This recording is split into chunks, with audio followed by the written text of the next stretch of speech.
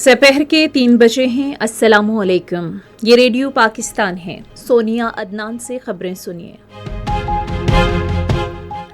پہلے اہم خبروں کا خلاصہ۔ وزیر اعظم ایک روزہ سرکاری دورے پر قطر روانہ ہو گئے ہیں، جہاں وہ آج دوحہ میں ہنگامی عرب اسلامی سربراہی کانفرنس میں شرکت کریں گے۔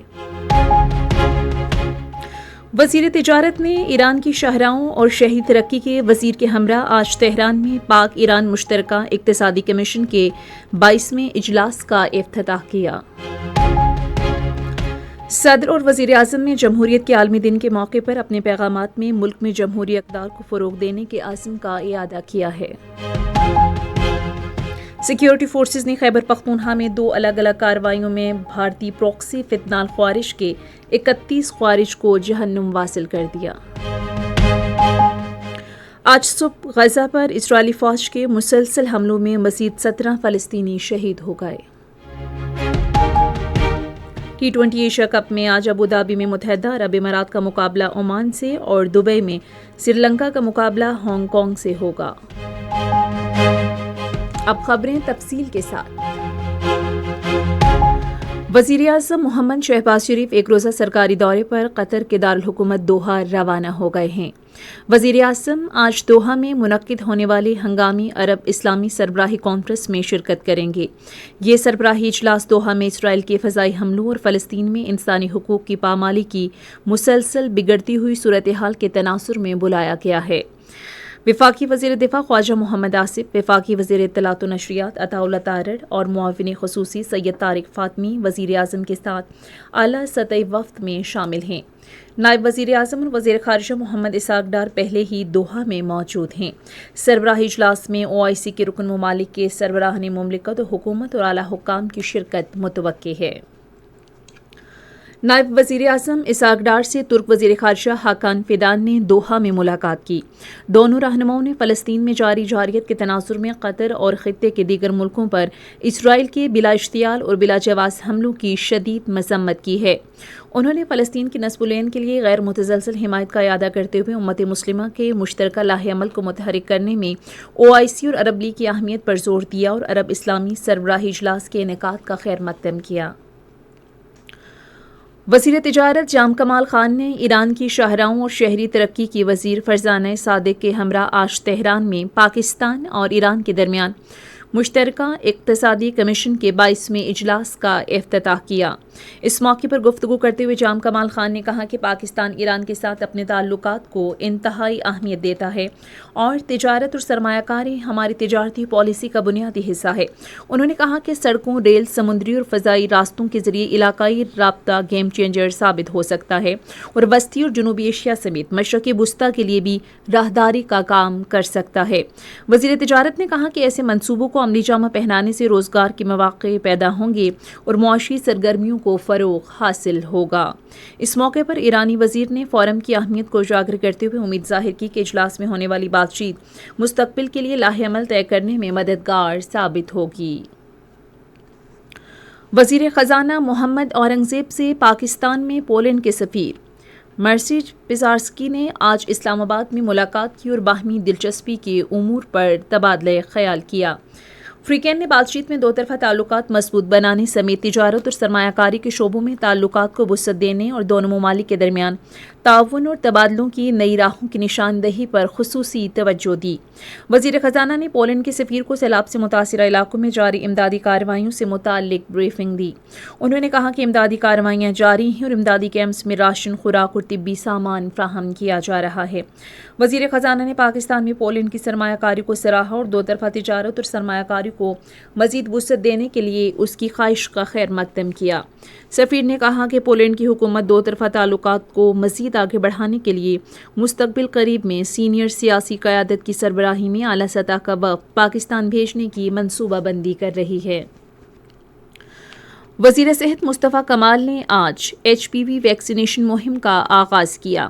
آج اسلام آباد میں مہم کی افتتاحی تقریب سے خطاب کرتے ہوئے انہوں نے کہا کہ 9 سے 14 سال کی عمر کی لڑکیوں کی ویکسینیشن کی جائے گی۔ انہوں نے کہا کہ پاکستان میں ہر سال 5,000 سے زائد خواتین میں رحم کے سرطان کی تشخیص ہوتی ہے، جبکہ 3,500 کے قریب خواتین اس مرض سے موت کے منہ میں چلی جاتی ہیں۔ یہ خبریں آپ ریڈیو پاکستان سے سن رہے ہیں۔ صدر آصف علی زرداری اور وزیر اعظم محمد شہباز شریف نے ملک میں جمہوری اقدار اور روایات کے فروغ کے لیے تمام ممکنہ اقدامات کرنے کے عزم کا اعادہ کیا ہے۔ آج بین الاقوامی یوم جمہوریت کے موقع پر اپنے الگ الگ پیغامات میں انہوں نے جمہوری اداروں کے استحکام کے لیے مشترکہ اقدامات کی ضرورت پر زور دیا ہے۔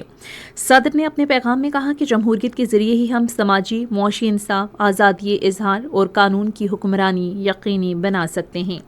وزیر اعظم نے اپنے پیغام میں کہا کہ یہ دن عالمی سطح پر ایک طرز حکومت کے طور پر جمہوریت کی افادیت پر غور کرنے کا موقع فراہم کرتا ہے۔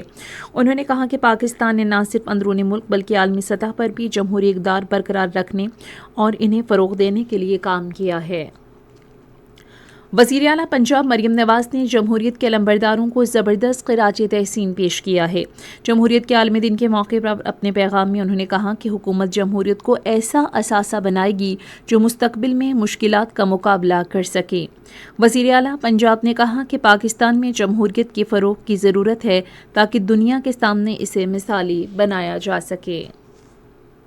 سندھ کے وزیر اعلیٰ سید مراد علی شاہ نے کہا ہے کہ جمہوریت لوگوں کی آواز ہے اور اس کا تحفظ سب کے لیے ناگزیر ہے۔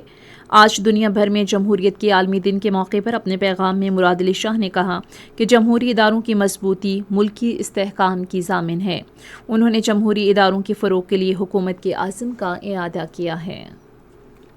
خیبر پختونخوا میں گزشتہ 2 روز کے دوران 2 الگ الگ کارروائیوں میں بھارتی پروکسی فتنہ الخوارج سے تعلق رکھنے والے 31 خوارج جہنم واصل ہو گئے ہیں۔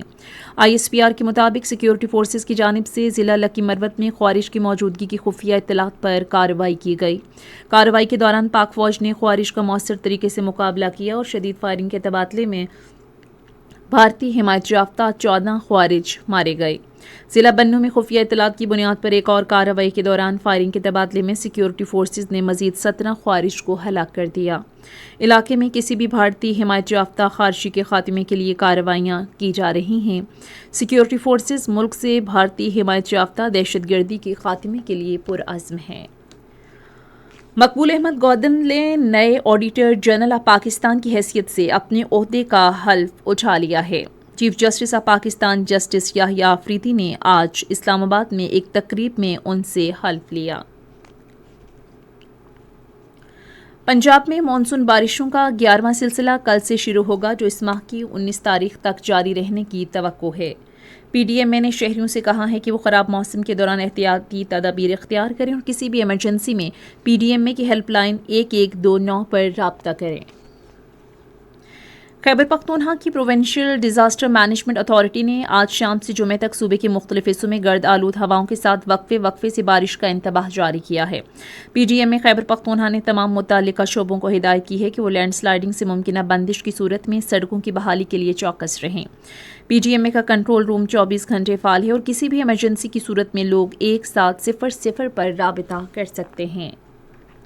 خیبر پختونخوا کے 7 اضلاع میں انسداد پولیو کی 4 روزہ مہم کا دوسرا مرحلہ آج صبح شروع ہوا۔ اس مہم کے دوران 5 سال تک کی عمر کے 13 لاکھ کے قریب بچوں کو پولیو سے بچاؤ کے قطرے پلائے جائیں گے۔ پولیو ٹیم کی جامع سیکیورٹی یقینی بنانے کے لیے ان اضلاع میں 11,000 سیکیورٹی اہلکار تعینات کیے گئے ہیں۔ آج صبح غزہ پر اسرائیلی فوج کے مسلسل حملوں میں 6 سالہ جڑواں بچوں سمیت مزید 17 فلسطینی شہید ہو گئے ہیں۔ ادھر اسرائیل میں غیر ملکی ڈاکٹرز اور رضاکاروں نے کہا ہے کہ اسرائیلی فورسز غزہ میں بچوں کو منظم طریقے سے نشانہ بنا رہی ہے۔ ریڈیو پاکستان آج سپہر 4:05 پر اپنے قومی نشریاتی رابطے پر عالمی یوم جمہوریت کے سلسلے میں ایک مذاکرہ نشر کرے گا۔ T20 ایشیا کپ میں آج پہلا میچ ابوظہبی میں متحدہ عرب امارات اور عمان کے درمیان کھیلا جائے گا۔ میچ شام 5 بجے شروع ہوگا۔ دبئی میں دوسرا میچ سری لنکا اور ہانگ کانگ کے درمیان کھیلا جائے گا۔ میچ شام 7:30 بجے شروع ہوگا۔ اور اب جانیں گے موسم کا حال۔ محکمہ موسمیات کی پیشگوئی کے مطابق آئندہ 12 گھنٹے کے دوران ملک کے بیشتر علاقوں میں موسم خشک رہنے کا امکان ہے، جبکہ بالائی خیبر پختونخوا، خطہ پٹھوار، کشمیر اور گلگت بلتستان اور ملحقہ پہاڑی علاقوں میں بعض مقامات پر رات کے اوقات میں مطلع جزوی طور پر ابرآلود رہنے، تیز ہوائیں چلنے اور گرج چمک کے ساتھ بارش کا امکان ہے۔ آج ریکارڈ کیا گیا بعض اہم شہروں کا درجہ حرارت: اسلام آباد 35 ڈگری سینٹی گریڈ، لاہور اور پشاور 36، کراچی، کوئٹہ اور گلگت 31، مری 23، مظفر آباد 34، جبکہ سری نگر 28، جموں 32 اور لیہ میں 17 ڈگری سینٹی گریڈ ریکارڈ کیا گیا۔ اسی کے ساتھ ہی خبریں ختم ہوئیں۔ مزید خبروں اور تجزیوں کے لیے آئیے ہماری ویب سائٹ پر radio.gov.pk اور فیس بک کے link radio Pakistan news official پر براہ راست ویڈیو سٹریمنگ بھی ملاحظہ کیجیے۔